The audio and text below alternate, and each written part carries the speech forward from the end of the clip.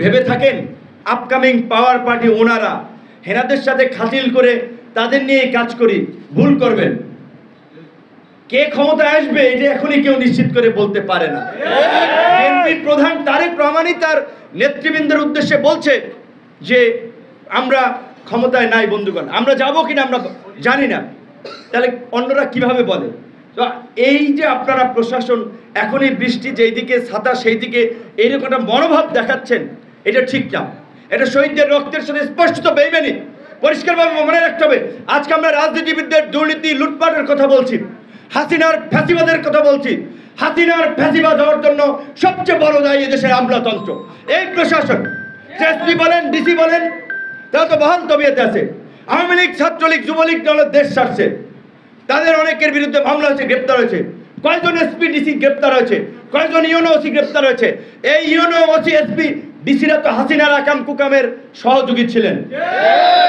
কাজী হাসিনার বিচারের পাশাপাশি প্রশাসনের মধ্যেও যারা, সরকারি কর্মকর্তা কর্মচারীদের মধ্যেও যারা ফ্যাসিবাদের দোষর ছিলেন, ফ্যাসিবাদের সহযোগী ছিলেন, তাদেরকে ন্যূনতম বিচারের মুখোমুখি অবশ্যই করতে হবে।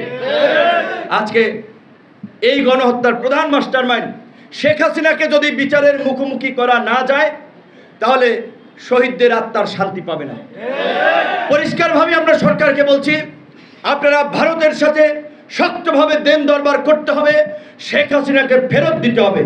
শেখ হাসিনাকে দেশে ফেরত এনে এই গণহত্যার মাস্টারমাইন্ড হিসেবে ফাঁসিতে ঝুলিয়ে পৃথিবীর বুকে একটা দৃষ্টান্ত স্থাপন করতে হবে যে ফাঁসিবাদের পরিণতি এই। শেখ হাসিনার নির্দেশে গুলি হয়েছে, এতগুলো মানুষ প্রাণ দিয়েছে, প্রাণ চলে গিয়েছে, হাত গেছে, পা গেছে, চোখ গেছে। শেখ হাসিনার কোনো ক্ষমা নাই। দুঃখজনক, আপনারা জানেন কিনা জানি না, ওবায়দুল কাদের নাকি 3.5 মাস এই দেশে ছিল, অথচ আমরা টেরই পেলাম না। অনেক ক্ষেত্রে বিপ্লবের পরে সবকিছু আইন, সংবিধান, নিয়ম নীতি দিয়ে হয় না। আমরা বলেছিলাম যে যারা গুরুতর মানবতা বিরোধী অপরাধের সাথে জড়িত ছিল, গুম, খুন, হামলা, মামলা, সবগুলোকে গ্রেপ্তার করে ফায়ারিং স্কোয়াডে নিয়ে ব্রাশ ফায়ার দেওয়া দরকার ছিল। আর এই যে ছাত্রলীগ, যুবলীগ নিষিদ্ধ হওয়ার পরেও চিপায় চাপায় মিছিল করে আওয়াজ দেয়, কত বড় দুঃসাহস! এখনো তারা আওয়াজ দিচ্ছে। এবং সবচেয়ে আরো আমাদের দুর্ভাগ্য, এই গণ আন্দোলনের আমরা যারা অংশীজন নেতা, স্পিরিটকে ধারণের কথা বলছি, তারা অনেকেই আমাদের রাজনৈতিক স্বার্থে দল ভারী করার জন্য আওয়ামী লীগের পুনর্বাসন করছি। ওই যে এখানকার কয়েকজন তো বক্তব্য বলে, সংগ্রাম এই এলাকা এমপি ছিল, তার ডান হাত বাম হাত হিসেবে পরিচিত, তার জামিন করিয়েছে আমাদের এই কোন নাগরিক কমিটির নেতা নাকি। এটা ঘৃণিত কাজ। পরিষ্কারভাবেই আমরা বলবো বন্ধুগণ আপনাদেরকে, কে ভালো করছে কে খারাপ করছে, আপনার তো দুইটা চোখ আছে, আপনার বিবেক আছে, আপনি যাচাই করেন। আওয়ামী লীগের পুনর্বাসন যারা করবে তাদেরকে আপনারা ক্ষমা করেন না। সারা দেশের কোর্টগুলোতে আমি অনেকের কাছ থেকে তথ্য পাচ্ছি, এখানে আমাদের আইনজীবী বন্ধুরা আছে, আপনাদের ব্রাহ্মণবাড়িয়ার নবীনগর সন্তান আমাদের মেহেদী ভাই আছে, আমাদের অন্যান্য আইনজীবী নেতৃবৃন্দ ঢাকা থেকে কয়েকজন এসেছেন, শ্রমিক অধিকার পরিষদের সভাপতি আব্দুর রহমান ভাই এসেছেন, যুব অধিকার পরিষদের সেক্রেটারি নালিম ভাই এসেছেন, অন্যান্য নেতৃবৃন্দ অনেকে এসেছেন। তো আইনজীবীদের বিভিন্ন জায়গায়, ভাই সব জায়গা থেকে কি পয়সা নিতে হবে নাকি? তাহলে এই আওয়ামী লীগের নেতাদের জামিন করে নাকি পয়সা নিতেছে, আওয়ামী লীগের নেতাদের জন্য নাকি আমাদের বিরোধী মতের নেতৃবৃন্দ আইনজীবী নাকি তদবির করছে। এই আইনজীবীদেরকে আপনাদের প্রত্যাখ্যান করা উচিত, তাদের বিরুদ্ধে আপনাদের ঘৃণা প্রকাশ করা উচিত, এবং যারা এই ঘৃণিত কাজগুলো করবে তাদের কোনো ক্ষমা নাই। আগামীতে পরিষ্কারভাবে বলছি, এখন পর্যন্ত আমরা কোনো রাজনৈতিক জোট করি নাই।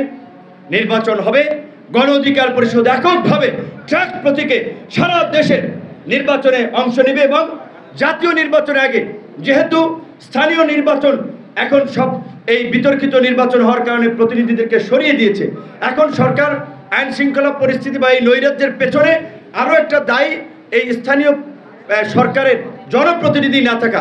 সেজন্য আমরা সরকারের প্রতি দাবি জানিয়েছি জাতীয় নির্বাচনের আগে যেন স্থানীয় নির্বাচনগুলো হয়, কারণ স্থানীয় নির্বাচন হলে উপজেলা চেয়ারম্যান, পৌরসভার মেয়র, জেলা পরিষদ চেয়ারম্যান, কাউন্সিলর, ইউনিয়ন পরিষদের চেয়ারম্যানরা সরকারকে সহযোগিতা করতে পারবে।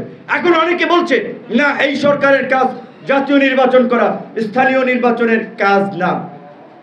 আন্দোলনের আগে এটা আমাদের কমিটমেন্ট ছিল না, আজান একজন উত্তর দিয়ে দেন, আমরা দুই এক মিনিট শেষ করে আমরা নামাজের উদ্দেশ্যে বের হয়ে যাব। যে এই সরকারের কাজ জাতীয় নির্বাচন করা কিংবা স্থানীয় নির্বাচন করা, আন্দোলনের আগে কি এটা লেখা ছিল? এই সরকারের কাজ ফ্যাসিবাদী রাষ্ট্র কাঠামোর পরিবর্তন, ফ্যাসিবাদী রাষ্ট্র কাঠামোর বিলোপ এবং নতুন রাজনৈতিক বন্দোবস্ত। এই যে দুর্বৃত্তায়িত রাজনীতি গত 50 বছরে আপনার দুর্নীতিবাজ লুটেরা মাফিয়ারা রাজনীতিকে যেভাবে গ্রাস করেছে, আজকে ডাকসু চাকসু জাকসু সকল কলেজ এবং বিশ্ববিদ্যালয়ে যদি ছাত্র সংসদ নির্বাচন দেওয়া হয়, পরিচ্ছন্ন তরুণ নেতৃত্ব বের হয়ে আসবে।